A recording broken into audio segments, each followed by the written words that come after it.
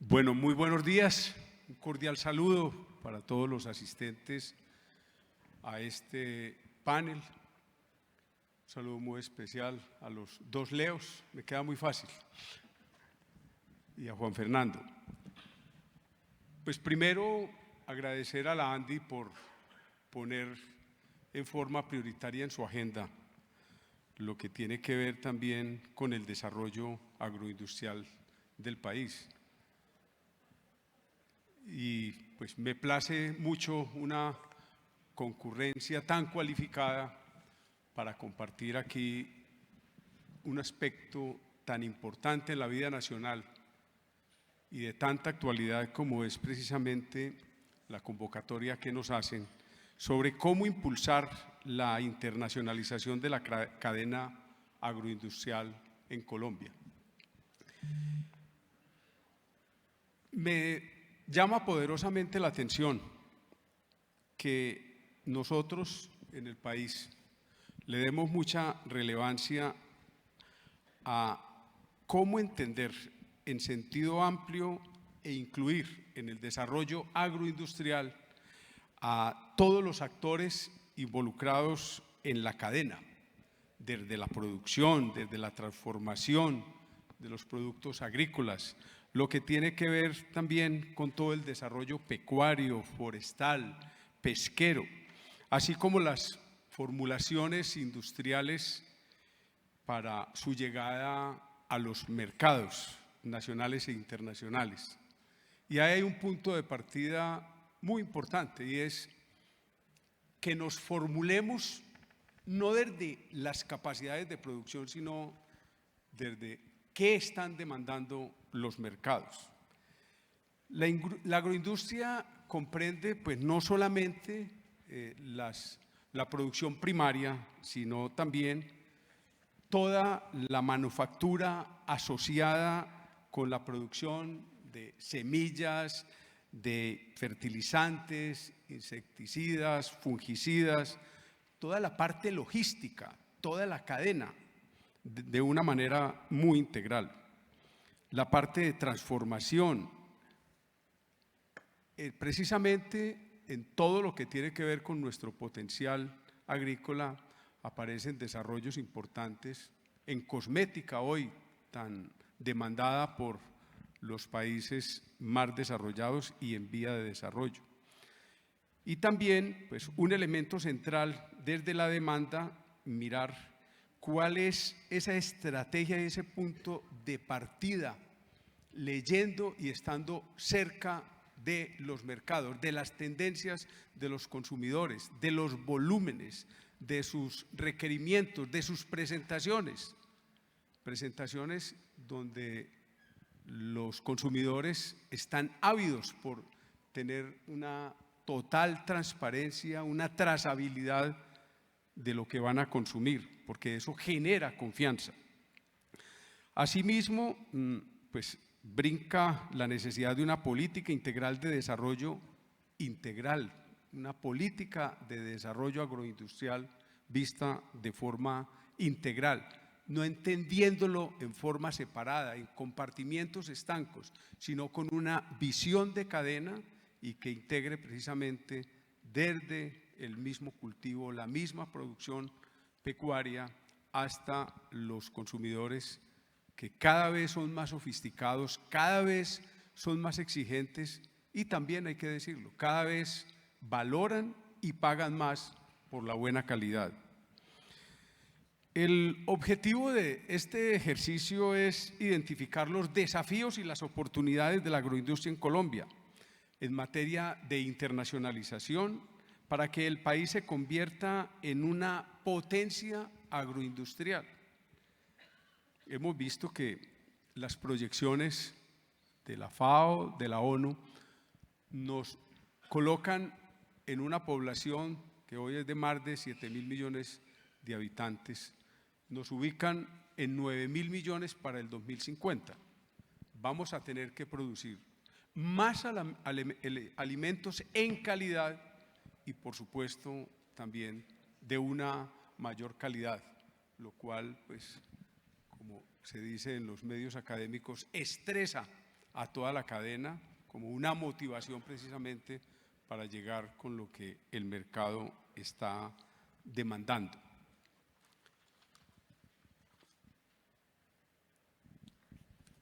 Pues para este conversatorio pues vamos a aprovechar aquí la experiencia de quienes me acompañan, desde el ICA Juan Fernando, lo que tiene que ver con todo su papel importante en la regulación, lo que tiene que ver con la apertura de admisibilidad en los mercados internacionales, también a Leonardo desde Aldor y bueno, el otro Leonardo desde Global Gap, como entendido las buenas prácticas y los estándares. Quisiera arrancar para darle participación a los panelistas con Juan Fernando. En su experiencia desde el ICA, si pensamos en la conexión agro más industria para aprovechar las oportunidades que tenemos para abastecer una población creciente y exigente, es decir, cómo se debe articular y apoyar esa política agropecuaria y esa política de reindustrialización y cuál es el papel específico que desde el ICA se debe desplegar. Luis Eduardo, buenos días, un día para todos ustedes, todos los asistentes. Sí, mire, el instituto, entendiendo que ante todo es una institución de orden técnica, que tiene una misionalidad muy importante, que es velar por el mantenimiento y por el crecimiento sostenido del sector agropecuario, de mantener la sanidad agropecuaria del país, y que se encadena dentro de la política del sector, más específicamente en poder apoyar la productividad del campo colombiano a través de la sanidad agropecuaria. Juega un papel muy importante en términos de articulación con lo que se espera sea la reindustrialización, en términos de que nosotros podemos trabajar un poquito atrás de que esto ocurra. Es decir, sabemos que tenemos unas visiones de trabajo hacia una Colombia potencia agroalimentaria, sabemos que hay interés por parte del gobierno en poder atacar el hambre, en poder tener soberanía alimentaria, y estos son aspectos que básicamente se trabajan desde el punto de vista e inicialmente cultural y de conciencia. Y yo creo que si nosotros vamos un paso atrás, desde el conocimiento, desde la experticia técnica que tenemos, podemos apoyar procesos de prevención dentro de todo este proceso de gestión del riesgo para hacer acompañamiento técnico, para poder llevar unos trabajos articulados que van en diferentes niveles, con los más pequeños y todo lo que es hoy estas comunidades campesinas, la economía campesina, popular, comunitaria. Nosotros allí tenemos unos modelajes que estamos desarrollando para poder llevar algo de extensión agropecuaria, acompañamiento técnico, pero en materia sanitaria y fitosanitaria. Es decir, si nosotros somos los que sabemos cómo puede ser desde el punto de vista predictivo del de comportamiento de plagas y enfermedades que puedan afectar la producción de los alimentos de los colombianos, somos los llamados a poder tratar de transmitir este conocimiento para empoderar comunidades y de esta manera poder transmitir algo que les pueda servir al momento de que tengan que producir los mismos y que les pueda generar algún nivel de valor agregado y que les permita encadenarse.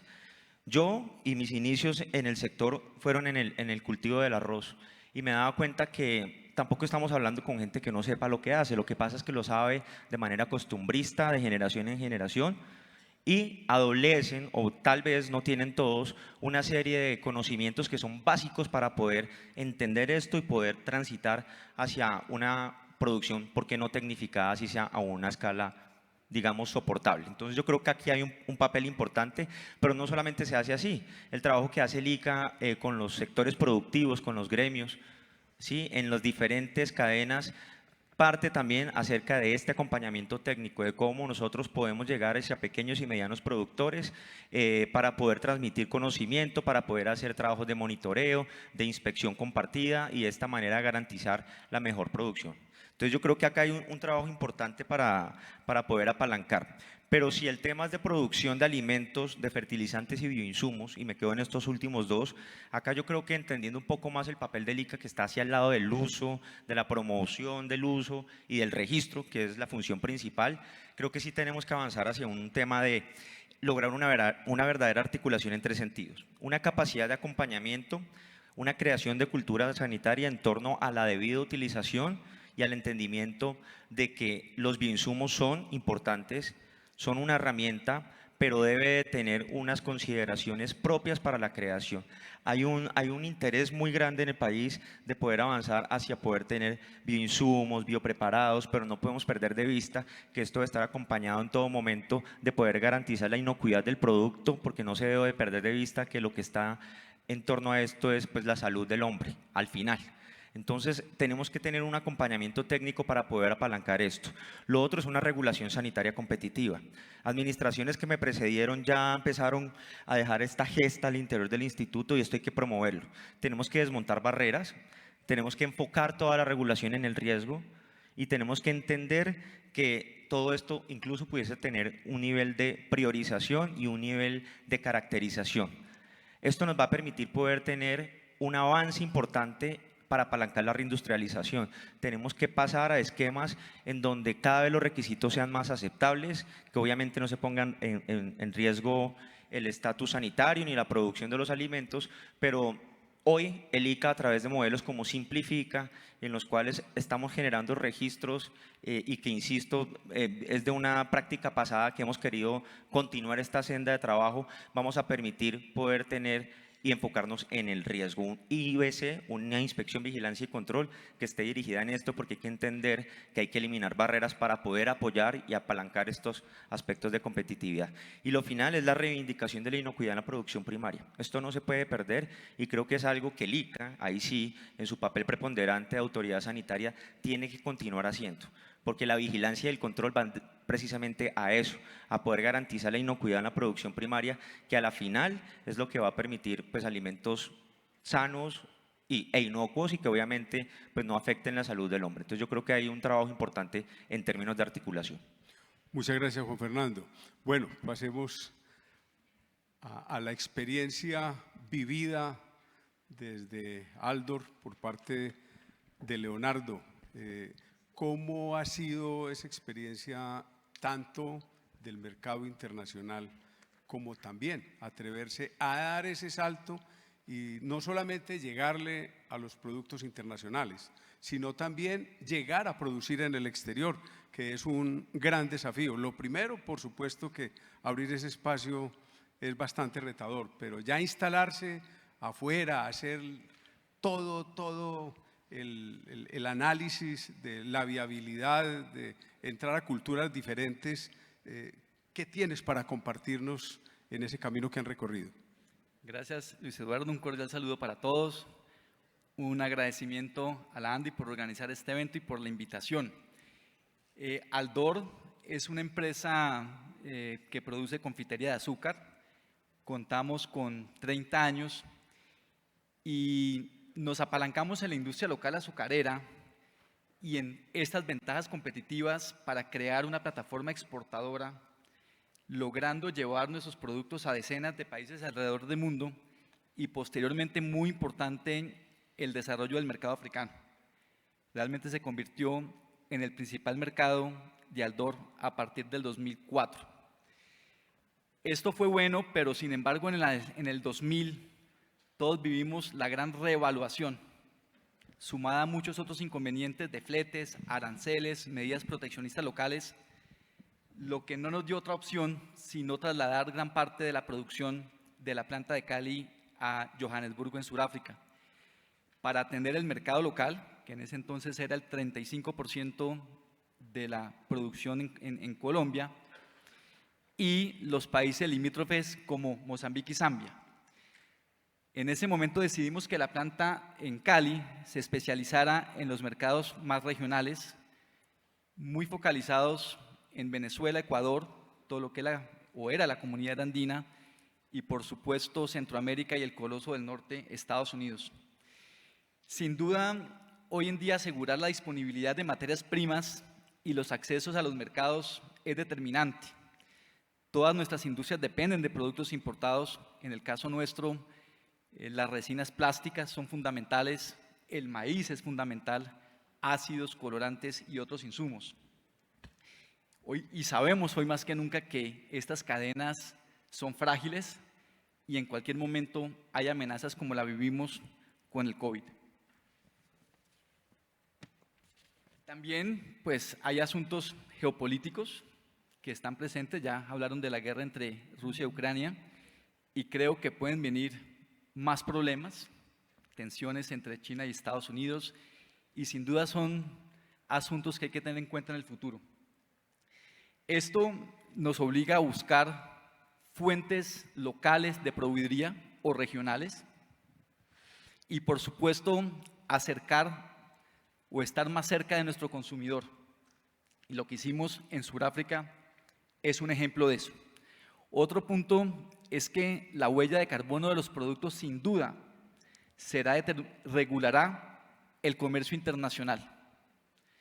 La globalización como la entendemos hoy será retada por la regionalización, también conocida como nearshoring, y un ejemplo de esto es México, que recientemente supera a China como principal exportador a los Estados Unidos.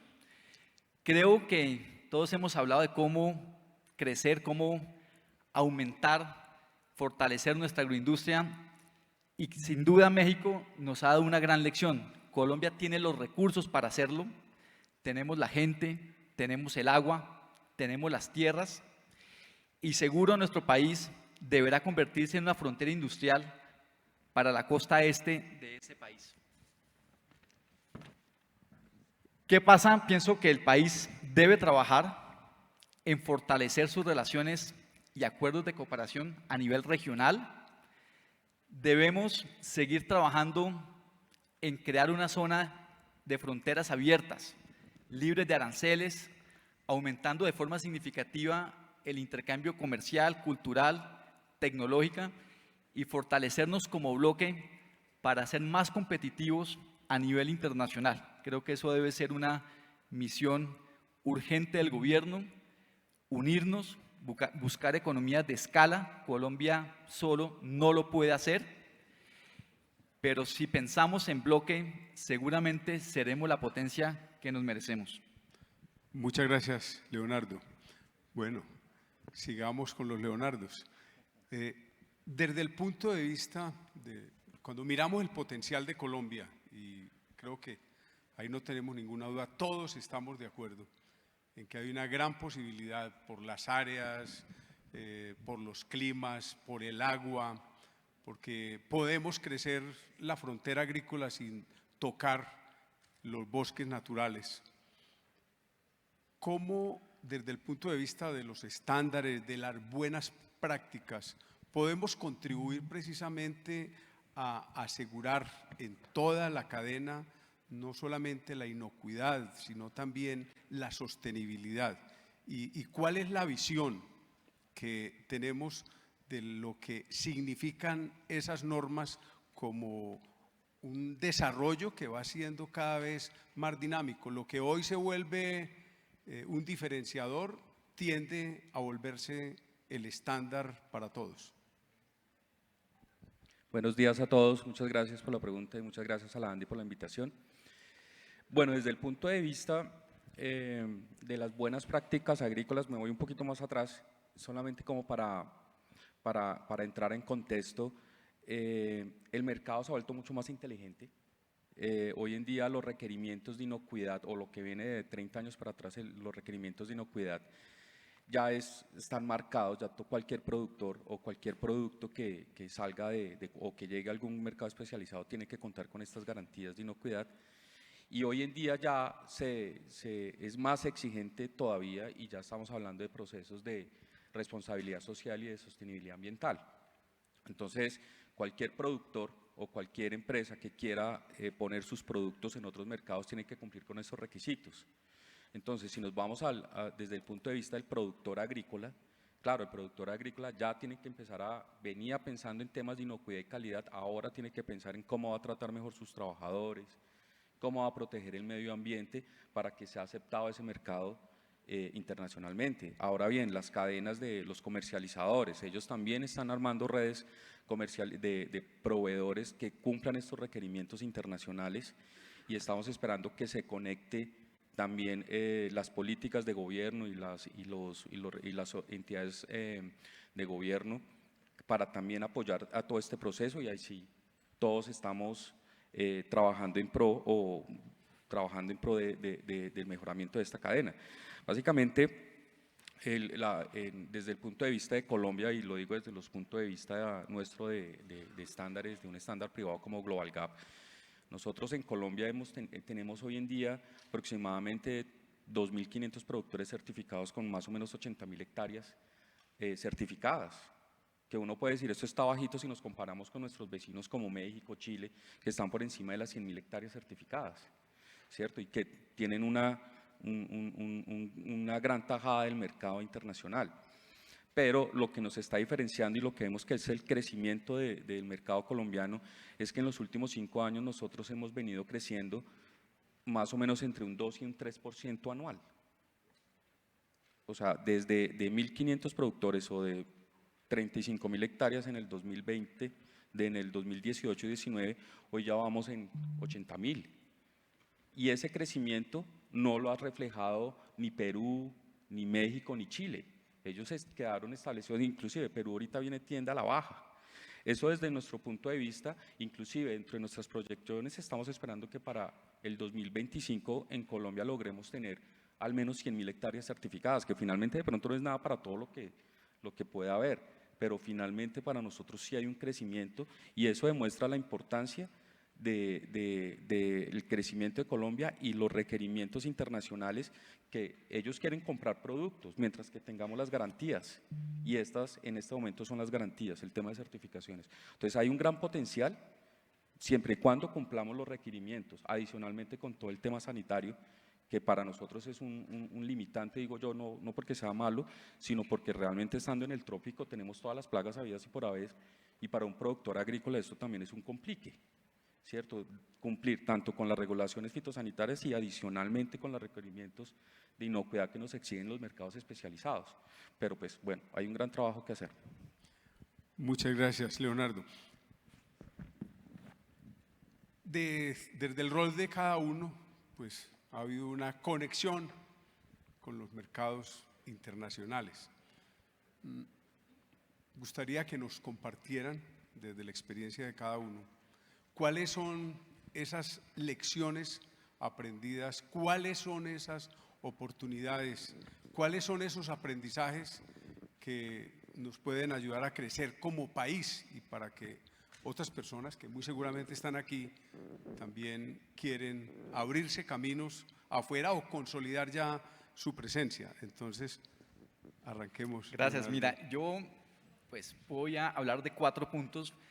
El primero es estudiar muy bien los mercados. En el mundo hay sobreoferta de todo y cada día es más difícil penetrar nuevos mercados. Hay que entender muy bien la propuesta de valor y que ésta sea relevante, pero muy importante, innovadora. Nosotros, se ha hablado aquí mucho de investigación, pero realmente el valor está en la innovación, en cómo entender bien los mercados, los consumidores y tener propuestas diferenciadas. Los países emergentes nos cuesta agregar valor, pero al final se ha demostrado que es posible hacerlo y es ahí donde hay que dedicar grandes recursos. Lo segundo es que en el comercio internacional hay riesgos, hay muchos riesgos, riesgos cambiarios. Hace 4 meses el cambio estaba en 5.000, hoy está los 4.000. El azúcar es uno de los commodities que más ha subido en los últimos meses y todo esto, especialmente para industrias de bajo margen, son riesgos muy significativos que hay que manejar con mucha cautela porque las afectaciones económicas pueden ser dramáticas. Para eso hay instrumentos, hay coberturas, hay forwards, pero es sin duda muy importante tenerlo en cuenta. El 3 es la calidad, las certificaciones, como lo hablabas, que para el producto transformado también es necesario y muchos países no las exigen, no exigen registros, pero eso no quiere decir que las exigencias fitosanitarias no están. No, ellos lo que hacen es que ejercen un sistema de vigilancia y control y hay que conocer muy bien cada una de esas exigencias porque si no, las penalidades pueden ser ruinosas. Por último, voy a hablar de las alianzas comerciales. Yo insisto en que solo no lo podemos hacer. El éxito depende de buscar complementos donde somos débiles. Puede ser en la marca, puede ser en la llegada al mercado, porque al final el mundo es de grandes. Y a veces pensar que lo podemos hacer solo no es posible. Entonces hay que encontrar bien los socios, los acuerdos, que pueden ser factores claves de éxito.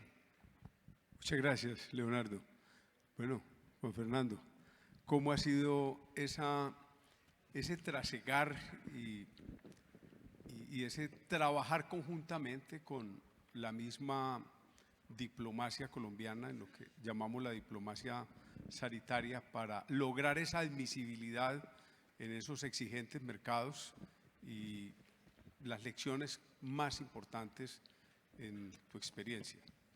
Sí, yo ahí pienso que lo que podemos compartir es lo siguiente: 3 puntos indispensables. Lo primero, el entendimiento del mercado, y comparto esa posición, es indispensable. 2, en definitiva, que para nada es un proceso reglado, se trata de un proceso que depende de la voluntad de los gobiernos o una voluntad de los estados en que quiera que se avance. Y 3, en definitiva, que el aspecto de diplomacia sanitaria y el entendimiento de las vertientes políticas lo hace todo a la final. Y pongo un ejemplo importante. Lo primero, el entendimiento del mercado. Yo he estado en escenarios en los cuales básicamente los procesos de admisibilidad pueden partir desde muchos puntos, pero supongamos que se hace en el marco de un plan de admisibilidad sanitaria, o supongamos que también se hace en el marco de un comité técnico o MCF, en el cual los países definen cuáles van a ser. Y un país le dice al otro cuáles son los productos que quiere enviar al otro país, y viceversa, y Colombia también. Pero internamente lo que uno se encuentra es que hay una posición del mercado interno para que esos productos puedan llegar. Entonces uno se da cuenta que lo que se define son productos sensibles, productos que a la larga no van a llegar en ningún momento.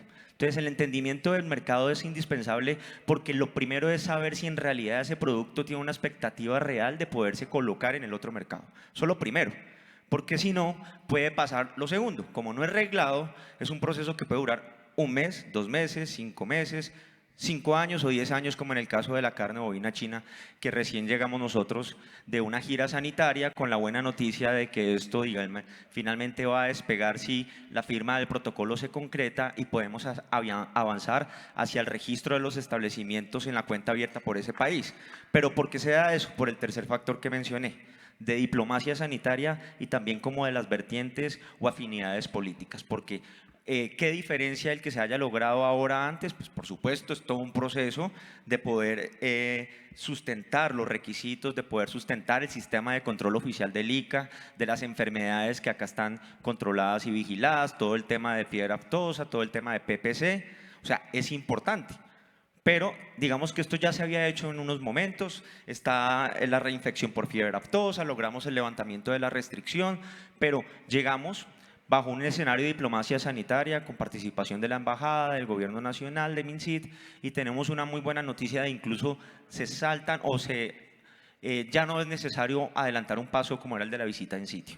Entonces encontramos que es una República Popular de China, que este gobierno pues es un gobierno del cambio, que es además un gobierno que tiene también una tendiente de muchos sentidos muy similar a la que ellos persiguen, y hay una actitud de apertura para esto. Entonces esto también es un elemento adicional que puede darle para que todos lo tengan en consideración, porque hay que entender cuál es el mercado, cuál es el país, bajo qué forma está constituido, qué es lo que ellos persiguen, cuál es el interés. Entonces acá nosotros tenemos que tener todas estas valoraciones. Y si ya me voy a lo que hace el ICA concretamente, el ICA tiene un solo papel, y es negociar el mejor requisito sanitario que sea posible.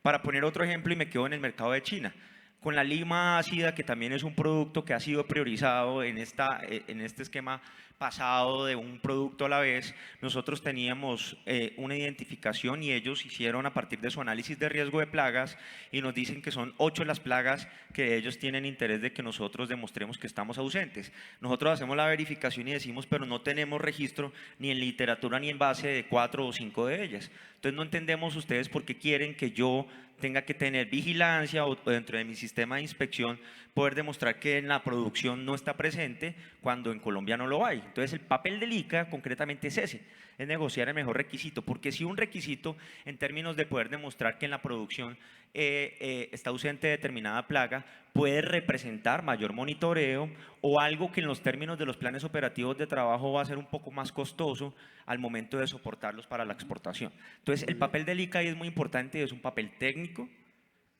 y que pues, básicamente tiene que hacerse muy decididamente para poder negociar el mejor requisito. Esto es importante decirlo, pero no depende del ICA. El ICA tiene una participación, pero la definición, las prioridades, los mercados, es un tema del gobierno nacional, en donde participan entidades como el DNP, el Ministerio de Comercio, en donde nos trazamos cuáles son esos planes de admisibilidad de largo plazo que pueden impactar. Y hoy, como nosotros tenemos en nuestra meta del Plan Nacional de Desarrollo, el enfoque es poder apalancar el aprovechamiento de los mercados de productos no tradicionales como una forma de poder darle una variación, porque lo que teníamos era una tendencia a lograr algunos mercados, pero no necesariamente se acompañaban del aprovechamiento. Y hay muchos factores. A veces uno prepara el mercado y cuando está listo, se exporta. Y esto puede darse en tiempos distintos, porque el imaginario decidiría, si usted logró el mercado es porque está listo para exportar mañana.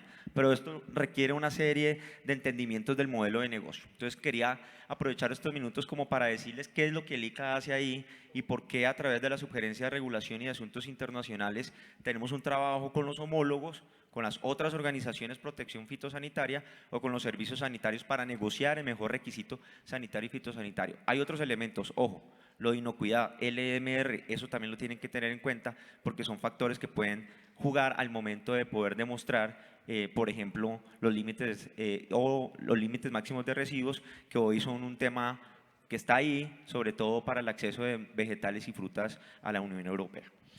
Bueno, Leonardo, ¿qué podemos agregar? Bueno, desde mi punto de vista, las lecciones aprendidas no me iría por fuera, me quedaría localmente de valorar los esfuerzos que han hecho las empresas privadas desde hace mucho tiempo atrás, como el sector bananero, que ya llevan muchos años en procesos de mejoramiento, lo que ha hecho en los últimos años también el sector aguacatero, aquí en esta región, donde ya vemos muchos procesos de inclusión, donde vemos procesos de sistemas de gestión para proveedores, todos esos esfuerzos que han realizado, yo creería que eso es lo que los productores que vienen pueden copiar. Y no estos dos sectores son como muy grandes, el tema de banano y aguacate, pero no desconozcamos otros sectores como el de frutas exóticas, que también llevan muchos años en el proceso, empresas como Catí, que lleva exportando muchísimos años con unos proyectos de sostenibilidad en diferentes regiones donde permiten a muy pequeños productores vincularse a todos estos procesos y que puedan exportar sus productos, ¿no? O sea, temas de cantidades no es lo mismo de pronto una uchuva, una feijoa, lo que es un banano o lo que es un aguacate, por la cantidad.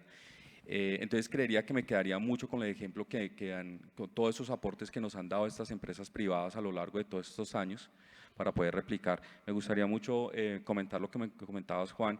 Es importante recalcar de verdad que ahora el tema de los estándares está muy enfocado a la regulación del país, del país destino donde vamos a exportar los productos, porque nosotros internamente tenemos una regulación de límites máximos de residualidad, pero mercado destino puede ser mucho más exigente y a veces tenemos esa limitante porque tenemos que jugar con esos dos accesos y hay empresas que exportan a 5 o 6 países o 6 regiones diferentes, tienen que jugar con regulaciones de cada uno de esos países.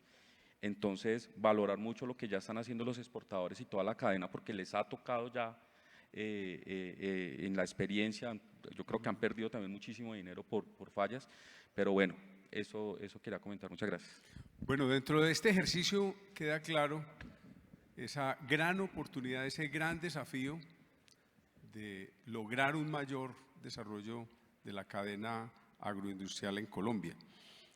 Y cuando vemos la capacidad que tiene el país de hacerlo y que a la vuelta de la esquina, 2050, debemos ser capaces de producir un 50%, hay quienes dicen que un 70% más de alimentos. Hemos tenido aquí unas experiencias asociativas muy importantes, de grandes productores, de medianos productores y de pequeños productores. Pero necesariamente tenemos que trabajar de manera asociativa, muy unidos, muy complementados. Para el pequeño es imposible entrar a un mercado internacional, aún para el mediano. Y el grande pues puede generar esas capacidades que se requieren para poder entrar a esos exigentes consumidores. Tenemos experiencias como la Federación de Cafeteros, como Colanta, la misma industria del azúcar, para contar solamente algunos. ¿Qué se les ocurre a ustedes? ¿Qué más podríamos hacer para que Colombia precisamente esté dentro de esos 10 países más relevantes en la agroindustria a nivel internacional? Mira, yo pienso que no hay que confundir la producción con la productividad, porque al fin y al cabo, hoy en día no se puede crecer sin productividad y con costos, perdón, la redundancia, competitivos a nivel internacional. Y por eso hay que poner la mira claramente en dónde vamos a hacer las apuestas, porque no tenemos los recursos para transformarnos como lo esperamos y como lo hablamos. Y por eso esta discusión se ha venido dando durante décadas y realmente no avanzamos. Hay que hacer escogencias y hay que hacerlas de forma muy acertada. Otro punto es que hablamos de cadenas, pero a veces no actuamos como cadena. Y realmente se le da priorización a unos eslabones sobre otros. Lo cierto es que el desarrollo viene del valor agregado, no de la exportación de productos primarios, y eso tiene que ser el centro de la política de los gobiernos. Tenemos que buscar unas cadenas justas, equitativas y que se distribuya los ingresos de una manera que sea, digamos, equitativa, pero con una visión muy clara de que el valor está en lo que le agregamos a los insumos. Lo otro es la regionalización. Definitivamente hay que fortalecer los bloques. Hoy en día hemos avanzado, pero ¿cómo es posible que tengamos aranceles del 15% para exportar a Panamá y a países de Centroamérica, República Dominicana? Eso realmente, si nosotros no pensamos como bloque, nunca seremos un país importante. El tema de rotulado de los alimentos es otro ejemplo. Cada país de Sudamérica tiene una política de rotulado diferente. Estos son restricciones que no nos van a permitir aprovechar las economías de escalas y realmente convertirnos en una potencia. Muy bien. Bueno, Juan Fernando, desde el ICA, ¿cómo vamos a lograr lograr ese potencial de desarrollo al cual estamos abocados y desafiados? Si logramos mantener en el tiempo las figuras de las alianzas públicos-privadas, que en el caso nuestro se ha visto en los últimos años a través de estos convenios de asociación con gremios, y que ahora con convenios de asociación competitivos vamos a poder bajar a asociaciones de otro nivel, que de pronto no tenga la madurez ni la robustez de un gran gremio, pero que de todas maneras va a poder acoger, digamos, la forma de poder multiplicar y de tener mayor cobertura en la labor que nosotros hacemos. Estamos trabajando para tener un campo más productivo, para poder tener un campo que le apunte a entender la sanidad agropecuaria como esa llave. ¿Por qué lo digo? Cuando nosotros nos hemos aliado de manera estratégica con sectores productivos, en cadenas como la del banano, en cadenas como la del aguacate, y hemos aliado esfuerzos para decir, usted me va a complementar en tareas que son necesarias, como por ejemplo de comunicación del riesgo en materia de bioseguridad, en que me apoye en labores de monitoreo, porque ni con un batallón de 10.000 inspectores en el campo va a poder tener todos los planes de vigilancia al día, pero si lo hago con usted va a estar más cerca y esto me va a tener información relevante para poder tomar decisiones en el momento y de esta manera saber que estamos protegiendo nuestro campo de producción de plagas o enfermedades que puedan afectar. Estamos trabajando para tener una política que esté alineada hacia ese Colombia, potencia agroalimentaria, pero también en camino hacia la reindustrialización. Entonces yo creo que es mantener este esquema. El instituto tiene una capacidad de poderse aliar y poder encontrar la mejor forma. No todos los sectores se manifiestan igual, algunos tienen mayor interés y para nosotros también es más valioso podernos asociar en determinado aspecto. Pero cuando nosotros podemos llegar siempre con buenas prácticas, con implementadores, cuando podemos llegar con bioseguridad, cuando podemos llegar incluso con entrega de elementos, kits, dotación que son necesarios para ese pequeño productor que es el que tiene el papel de qué, pues de hacer el trabajo del campo, que no lo hacen los demás. Entonces ahí estamos aportando y creo yo dejando una traza a futuro para que esto de verdad podamos colocar a Colombia dentro de ese top 10 como usted lo menciona. Entonces me parece que ese es el camino. Bueno, Leonardo Ferrer, ¿qué nos agrega Gracias. aquí para No, ir pues concluyendo? definitivamente estoy de acuerdo con Juan y con Leonardo, solamente agregaría, como mencionabas Juan, una red de consultores que puedan apoyar a todos estos productos. Yo lo miro desde mi punto de vista de producción primaria, que es campo, pero una red de consultores, de profesionales, de técnicos que puedan apoyar a estos productores grandes, medianos o pequeños a tener esa calidad y inocuidad que nos están requiriendo, no solamente veámoslo desde el punto de vista para un producto de exportación, sino miremoslo también para nuestro consumo local. A veces hablamos de la exportación, pero se nos olvida que nosotros también comemos y somos unos consumidores inteligentes y yo también quiero comer comida de calidad. Entonces, eso es importante tener como esa red, poder engrandecer estos productores que indiferentemente que el producto sea exportado o se quede a mercado local, tengan la misma calidad. Bueno, muchísimas gracias. Recogiendo algunos elementos y agradeciendo aquí la presencia de autoridades en la materia, como el exministro Andrés Valencia, el exministro Carlos Gustavo, también al presidente de la SAC y también a la presidenta de Finagro, a Ángela, decirles que pues, finalmente son elementos y vamos recogiéndolos y orientándolos precisamente en función de esta gran propuesta que nos hace la ANDI. Dentro de estos elementos, pues yo me atrevería a compartirles, uno, el enfoque de mercado. Es decir, tenemos que entender qué está demandando el consumidor, cuáles son las tendencias, cuáles son los requisitos, cuáles son los pesos, cuáles son los tamaños, los diámetros, el empaque, el embalaje. Hay una cantidad de aspectos para profundizar ahí. Lo otro, pues las buenas prácticas. Es decir, necesariamente tenemos que generar una cultura en términos de buenas prácticas y es responsabilidad de todos, porque la imagen de un productor en un país, en un mercado, se vuelve la imagen del país de origen. Entonces yo creo que ahí tenemos un compromiso moral con el país muy grande. Lo otro es desde el punto de vista de la sostenibilidad. Yo creo que es un tema que sería redundante y ustedes lo han abordado aquí. Ese es el lenguaje y ese es un compromiso que desde la cumbre de París es claro, hay unos objetivos de desarrollo sostenible que nos obligan a todos a cuidar del planeta, a generar oportunidades para todos. E igualmente queda claro que tenemos que tener una visión de cadena, no puede ser para unos eslabones nada más, que igualmente tenemos que trabajar en alianzas, tenemos que sumar. De la pandemia nos quedaron, después de unos penosos aprendizajes, yo creo que nos quedan oportunidades de crecimiento. Y ahí hay un tema para abordar, que ahora Juan Fernando lo señalaba, el mercado local, y también Leonardo.